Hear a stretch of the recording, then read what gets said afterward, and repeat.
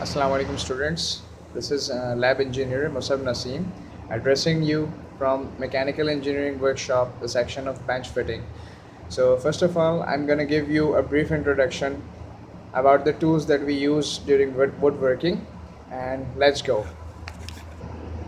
The most important of all is this tri-square, and you can see the thing we are quite familiar about is the scale. It is just like a common scale, a ruler, which you call a ruler, just like this one.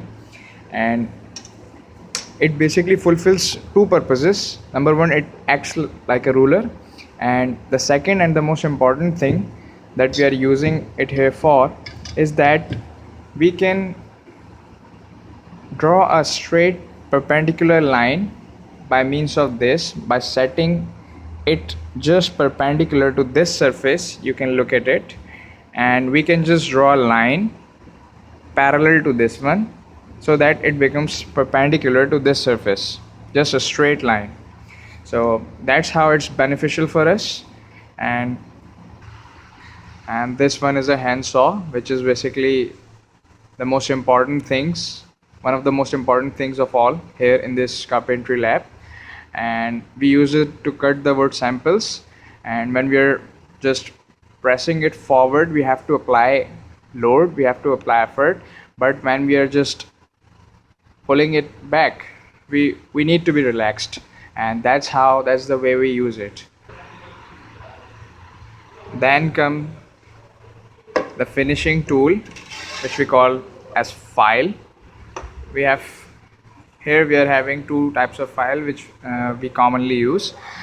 This one is a rough file, while if you keenly observe, this one is quite fine file.